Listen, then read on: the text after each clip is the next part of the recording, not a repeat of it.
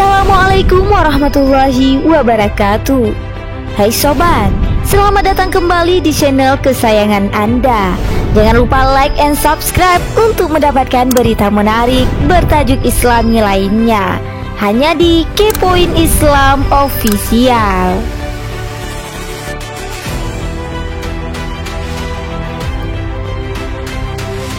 Sejarah itu bagaikan kaca spion. Saat berkendara, kadang kita perlu melihat ke belakang sebelum menyalip kendaraan yang ada di depan. Begitulah perumpamaan sejarah. Kita perlu mempelajari masa lalu untuk bertolak menjadi pribadi atau komunitas yang lebih baik dari sebelumnya.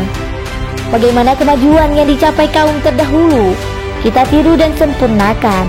Apa yang membuat umat dan bangsa masa lalu runtuh, kita hindari agar tidak terjatuh di lubang yang sama. Dalam sebuah sejarah ada nilai dan moral yang mengandung hikmah dan pelajaran. Demikian juga kehidupan masyarakat Arab pra-Islam atau dikenal dengan masyarakat jahiliyah. Ada nilai dan moral yang bisa kita jadikan teladan. Berangkat dari sabda Rasulullah SAW. Sesungguhnya aku diutus untuk menyempurnakan akhlak yang baik. Hadis riwayat Al-Bukhari. Hadis ini menunjukkan adanya akhlak yang mulia di tengah masyarakat Arab, tapi tidak sempurna. Apa artinya akhlak mulia itu tanpa peribadatan yang benar? Sehingga Allah mengutus Nabi Muhammad SAW untuk menyempurnakan nilai-nilai yang ada di tengah-tengah mereka. Di antara nilai terpuji di tengah masyarakat jahiliyah adalah cara mereka dalam menokohkan seseorang. Masyarakat jahiliyah mengangkat seseorang menjadi tokoh bukan dari apa yang mereka kumpulkan atau al-jama'u, tapi dari apa yang mereka berikan atau al-bazlu. Apa sajakah dan bagaimanakah masyarakat jahiliyah terdahulu menokohkan seseorang? Simak ulasan berikut ini hanya di Kepoin Islam Official.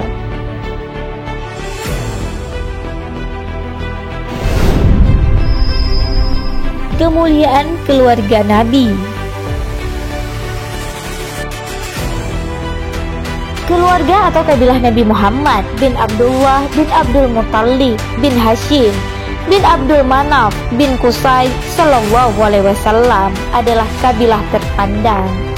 Kakek keempat beliau, yakni Qusay, adalah orang yang mengembalikan pengurusan Ka'bah dan kota Mekah kepada keturunan Nabi Ismail alaihissalam. Setelah sebelumnya dikuasai oleh kabilah Khuza'ah selama 300 tahun. Sebelum itu, kabilah Quraisy hanyalah klan Arab yang tinggal di pinggiran Mekah. Mereka naik turun gunung guna mencari air bersama unta mereka. Dengan kepemimpinannya, Qusay menata Mekah kembali. Peranannya semakin terpandang tatkala ia menetapkan sejumlah pengaturan. Ia mengepalai Darun Nadwah atau semacam majelis permusyawaratan Quraisy, memegang panji perang dan juga qiyadah, yaitu memiliki kuasa atas perizinan penduduk Mekah yang hendak safar keluar Mekah, serta tentunya hijabah, yaitu mengurusi Ka'bah dan siqayah, mengisi kolam-kolam air dicampur dengan pemanis dari kurma dan juga kismis untuk minuman jamaah haji. Padahal pada masa itu belum ditemukan sumur Zam-Zam. Dari pengaturan ini, orang-orang Arab luar Mekah tidak kebingungan tentang konsumsi mereka saat tiba di tanah suci untuk berhaji di masa sebelum diutusnya Nabi Muhammad Sallallahu Alaihi Wasallam, karena semua ada yang menanggungnya. Jasa besar Qusay ini tak hanya membuatnya menjadi tokoh terhormat di tengah masyarakat jahiliyah. Orang-orang pun semakin menghargai dan menokohkan kabilahnya, Quraisy, karena mereka mengabdikan diri dengan hijabah, siqayah dan rifadah.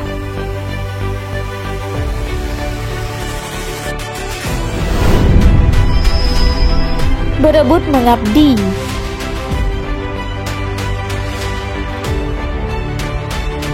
Kepemimpinan yang hakiki adalah melayani. Mungkin ini terdengar seperti slogan kampanye, karena realitanya sekarang berbicara tentang kepemimpinan adalah berbicara tentang kekuasaan dan power. orang bernafsu menjadi pemimpin agar menjadi seorang yang berkuasa dan mendapatkan harta. Di masa jahiliyah tidak serta-merta demikian. Kepemimpinan adalah untuk melayani. Dari melayani itulah mereka baru mendapatkan nama harum dan kemuliaan. Setelah Qusay wafat, kepemimpinan Mekah dengan segala pengaturannya diserahkan kepada anaknya yang bernama Abdul Dar. Anak-anaknya yang lain, Abdul Manaf, kakek ketiga Nabi, Abdul Uzza dan Abdul Qusay, setia dan menghormati keputusan sang ayah. Sampai akhirnya ketika mereka semua wafat barulah terjadi perebutan kekuasaan antara anak-anak Abdul Manaf dan Abdul Dar.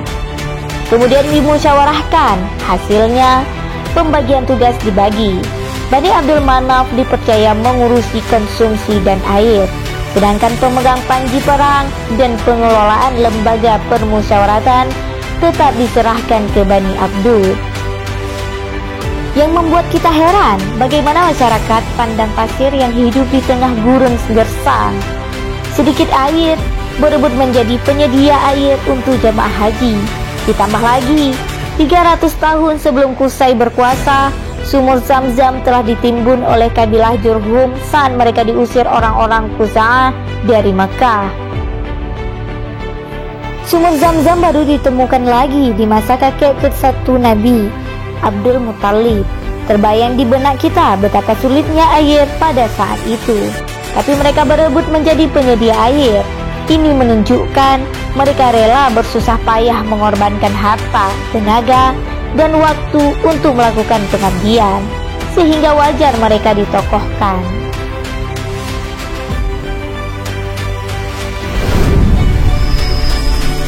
Sang pembagi roti.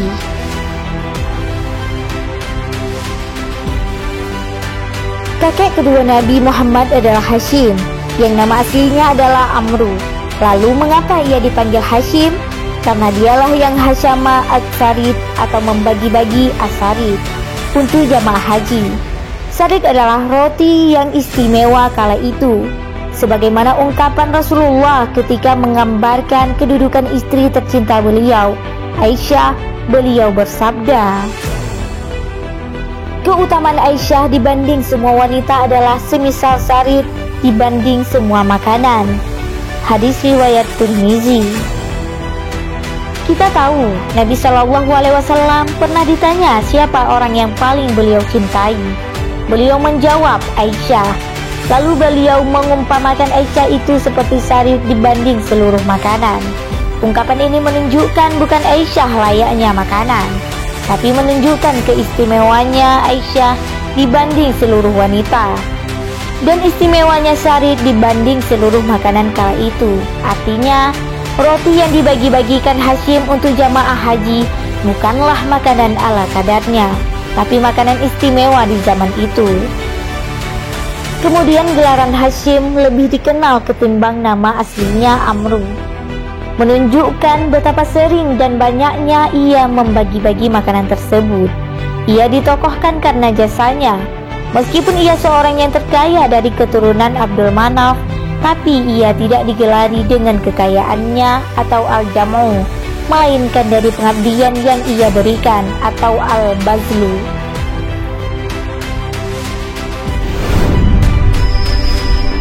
Kemuliaan dalam Islam.